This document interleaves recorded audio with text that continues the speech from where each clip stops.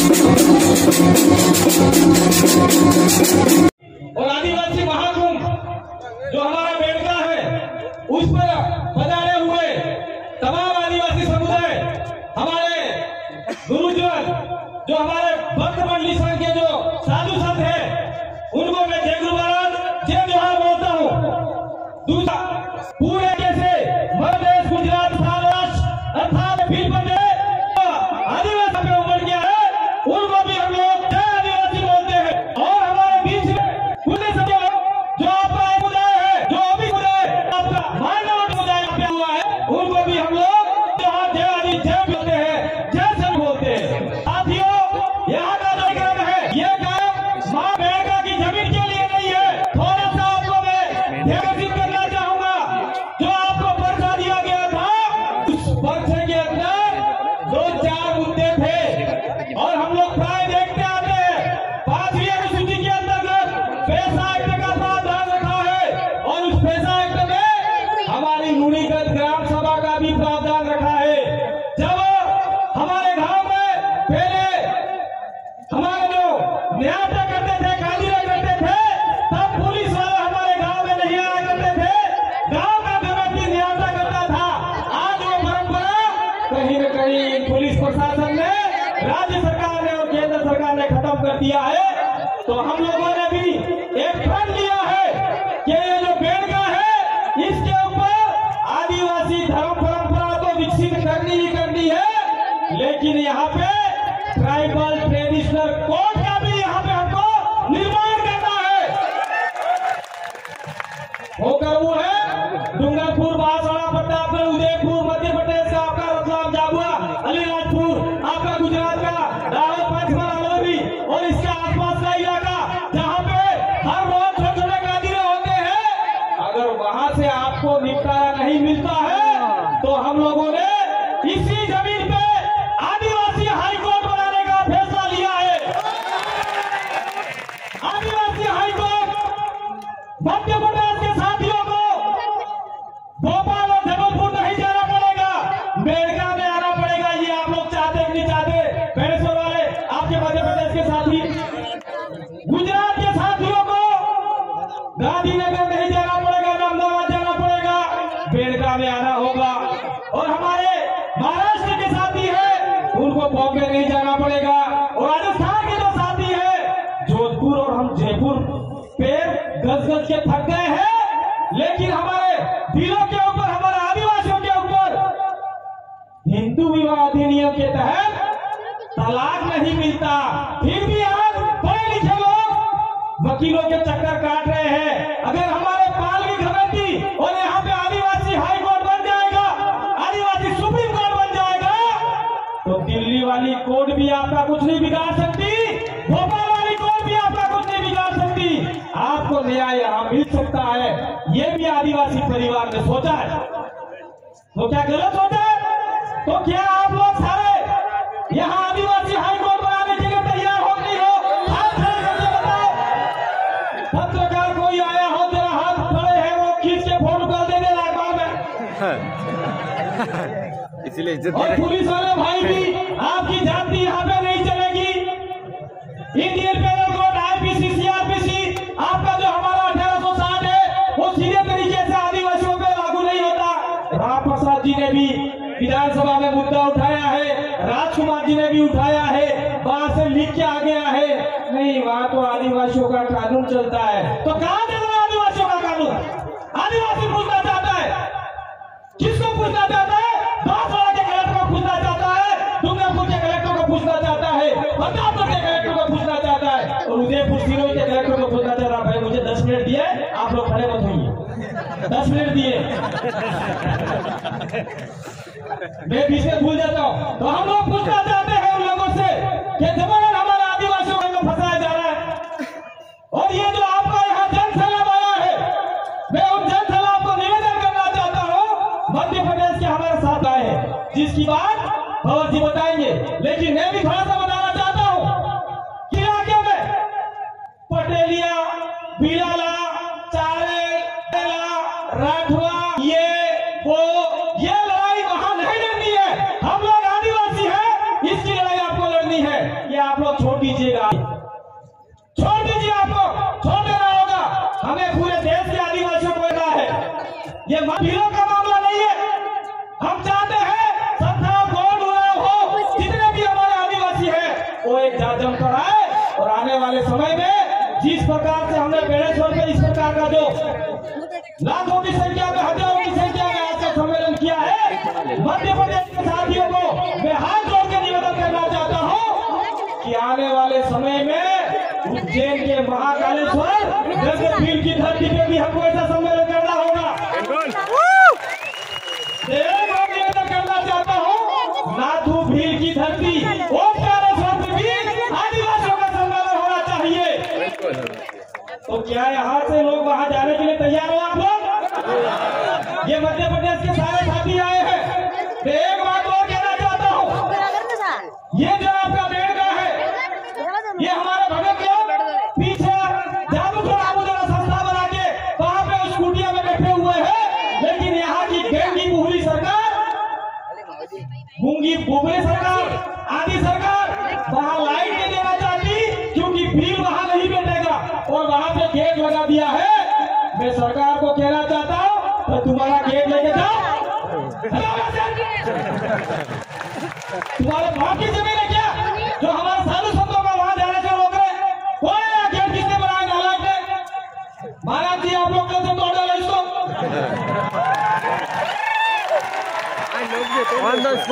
तोड़ना नहीं हो, खाली उनको खेला है, इसलिए मैं कह रहा हूँ आप लोगों को। तो मध्य प्रदेश के साथी 2 कार्यक्रम हो गए। दूसरा यहाँ पे टंडिया भील, तो हम लोग कहीं कहीं भूलते जा रहे, जो हमारा रॉबिन हुड था, जिससे अंग्रेज लोग, सामक लोग थर-थर कांपते थे और पैरों में पेशाब करते थे, इसको भूलना नहीं है। इसलिए खंडवा खरगोन के अंदर कोटला गांव है, जहाँ पे टंडिया भील का जन्मस्थली है। हम लोग चाहते हैं कि वहाँ पे आदिवासियों को सबसे बड़ा स्थान बने, हमारे टंडिया भील की मूर्ति वहाँ स्थापित होनी चाहिए, चाहे आपको 1 रुपया देना पड़े, 2 रुपया देना पड़े, वहाँ पे भी करना है। तो खंडवा के साथी आए हैं, उनको मैं निवेदन करना चाहता हूँ कि आप लोग वहाँ का कार्यक्रम तय करें। तो जितने भी साथी हैं 3 कार्यक्रम आपके हो गए और ये बेड़ेश्वर का कार्यक्रम परमानेंट चलता रहेगा।